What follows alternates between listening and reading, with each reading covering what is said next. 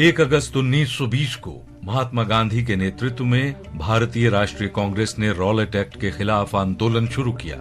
कहा जाता है कि ठीक 4 साल पहले 1 अगस्त 1916 को एनी बेसेंट और बाल गंगाधर तिलक के होम रूल आंदोलन ने असहयोग आंदोलन का मंच तैयार कर दिया था। दोनों आंदोलन भारत में स्वतंत्रता के लिए संघर्ष के इतिहास का अभिन्न अंग हैं। असहयोग आंदोलन की विशेषता ये थी कि ये गांधी जी के सिद्धांतों का पालन करते हुए शांतिपूर्ण और अहिंसक था। 22 फरवरी 1922 को उत्तर प्रदेश के चौरी चौरा में हुई घटना के परिणाम स्वरूप गांधी जी ने आंदोलन को निलंबित कर दिया। ये एक उल्लेखनीय आंदोलन था जिसमें लोग जिस तरह एकजुट हुए थे, ऐसा पहले कभी नहीं देखा गया। ये वास्तव में एक जन आंदोलन था जिसमें दूर दराज के गांवों और कस्बों से भी बड़ी संख्या में लोग शामिल हुए। आंदोलन ने ब्रिटिश प्रशासन को चौंका दिया और इसने लाखों भारतीयों को उत्साहित किया।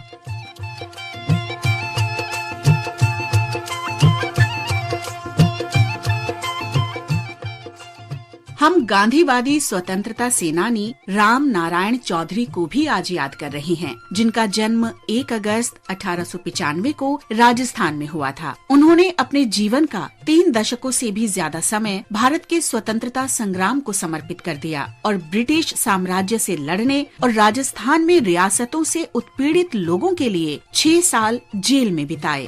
राम नारायण चौधरी जयपुर के महाराजा कॉलेज में इंजीनियरिंग की शिक्षा प्राप्त करते हुए क्रांति दल में शामिल हुए। वो बाल गंगाधर तिलक, अरबिंदो घोष और स्वामी विवेकानंद के सिद्धांतों से आकर्षित हुए थे। 1915 में कलकत्ता में एक छात्र के रूप में गांधी जी के भाषण को सुनने के बाद उनके जीवन ने अहिंसक क्रांति की ओर मोड़ ले लिया। राम नारायण ने विदेशी शिक्षा के प्रस्तावों को अस्वीकार कर दिया और इसके बजाय खुद युवाओं को शिक्षित करने का विकल्प चुना। 1917 में वो जमुना लाल बजाज से जुड़ गए और वर्धा में मारवाड़ी एजुकेशन सोसाइटी में पढ़ाना शुरू कर दिया।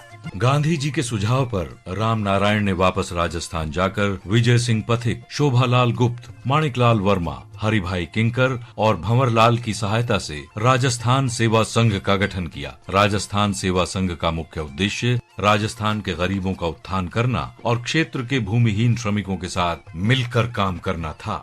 1920 से राम नारायण और उनकी पत्नी अंजना देवी दोनों ने अपरिग्रह और तपस्या के सिद्धांतों का पालन करना शुरू कर दिया। उन्होंने खादी को जीवन के अभिन्न अंग के रूप में स्वीकार किया। नमक मार्च राम नारायण के जीवन में वीरता, शक्ति और जिम्मेदारी का नया अनुभव लाया। नमक मार्च के दौरान राम नारायण ने साबरमती आश्रम की प्रशासनिक जिम्मेदारियां संभाली। बाद में वो 5 अप्रैल 1930 को दांडी मार्च में गांधी जी के साथ शामिल हो गए। गांधी जी की सलाह पर वो जल्द ही अजमेर के लिए रवाना हुए और नमक उत्पादकों से कानून की अवहेलना करने का आग्रह किया। इस भाषण के बाद राम नारायण को गिरफ्तार कर अजमेर केंद्रीय कारागार भेज दिया गया। राम नारायण ने अजमेर में भारत छोड़ो आंदोलन में सक्रिय रूप से भाग लिया और 3 वर्ष जेल में रहे। जेल से रिहा होने के बाद राम नारायण साबरमती आश्रम चले गए, जहां उन्होंने गांधीवादी साहित्य के बड़े हिस्से का अनुवाद किया। आजादी के बाद राम नारायण ने अपना जीवन सामाजिक कार्यों और लेखन के लिए समर्पित कर दिया। 4 अप्रैल 1989 को अजमेर में उनका निधन हुआ।